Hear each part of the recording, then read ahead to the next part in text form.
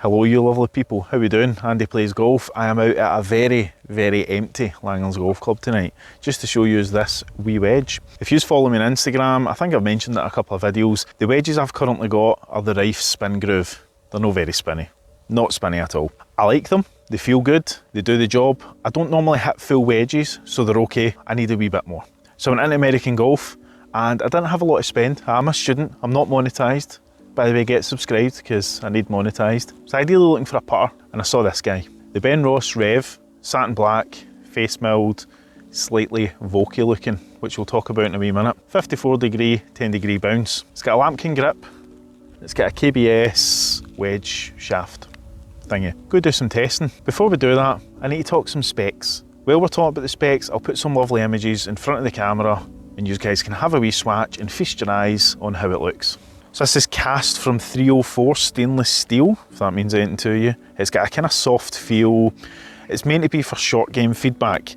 The precision CNC milled face is dialed in mainly for the control. I'll be honest with you, the face feels great. It's kind of textured, which is something I was missing on my previous wedges. 10 degree bounce, which is good for soft turf and sand. And as I said, the KBS High Rev 2.0 wedge shaft. It does have a Lambkin Z5 grip, which I believe is now discontinued, but we'll talk about a grip in a wee minute. We're going to do 3 lots of tests. We're going to do 30 yards, 50 yards and 100 yards, just to see how it performs and coming into the green and how it reacts. I'm going to set another camera up next to the pin, so we should be able to see how it reacts when it does land, if I get it near. But I'll put a wide angle lens on, because I think I need it. So I've got about 30 yards here. You can probably see the camera set up behind the pin, so hopefully that should catch it. I am using TaylorMade TP5 balls. This isn't a Slazenger ball test. That's big. Felt all right. That's nippy. Hopefully the camera catches that, because I'm hitting them a wee bit big. Doesn't matter. It's all in the name of testing, isn't it?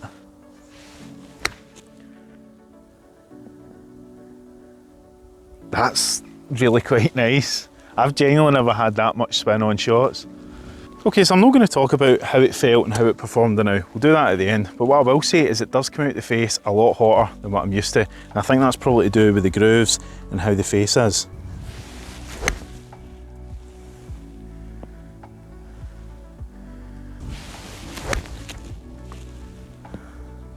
A bit right, but it could be all right.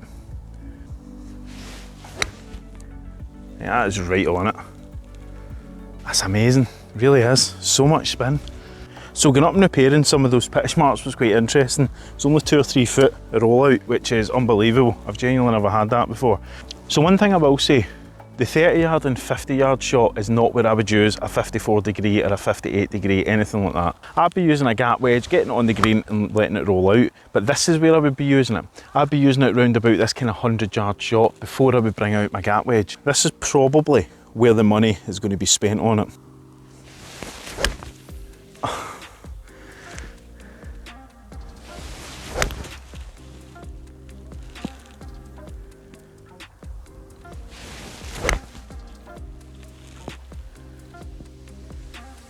That was really nice. I like that. So this club here is going to probably be replacing my 56 degree. I use my 56 degree when I need to fly at about, say, kind of 70–80% and let it roll out just a wee bit. Anything round the green is going to be a 9-iron or a pitching wedge. So I've got 4 balls here. I'm going to do 2 kind of pitch and run shots, and then I'm going to do 2 flighted shots just to see what it's like. So the bump and run shots are going to be like a taller shaft, and it's going to be a putting stroke. I landed that really quite short.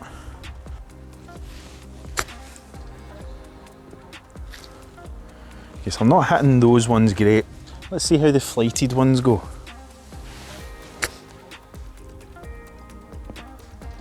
That was nice.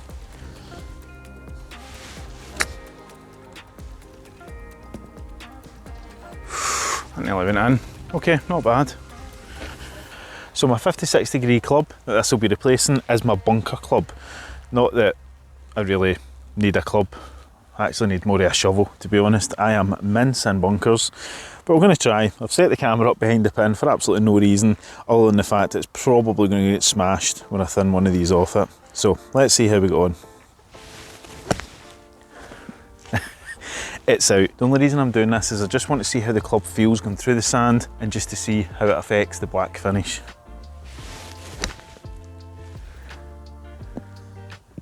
I actually landed pin high, I'm happy with that.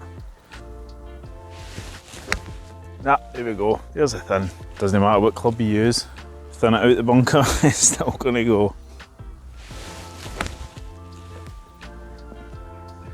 That was alright.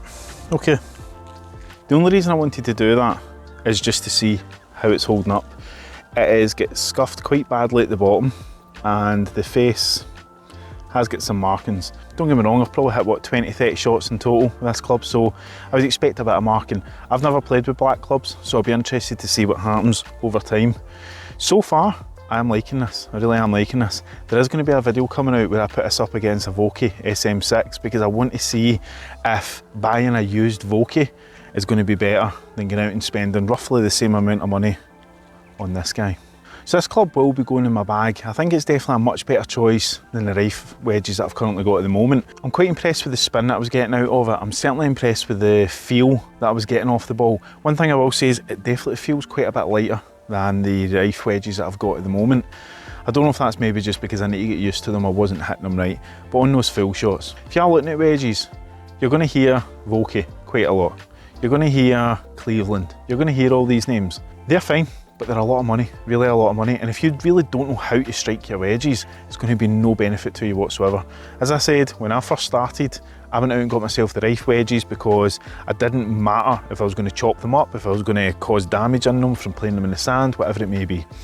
So for me, a nice wee middle ground upgrade is the Benross. So far, it seems good. I'm going to go out and see if they can do a 60 degree in it because I think my gapping from my gap wedge is a 48 degree, take this to a 54 and then stick with my 60. I was going to go 58, but I think a 60 is probably better. That's 6 degrees in between the three of them, so that should be okay. So make sure you have a wee look out for the SM6 comparison video where I compare it up against this guy. I just want to see if spending roughly the same amount of money is going to benefit you on buying a used club, or should you go all in and get yourself a new club like this.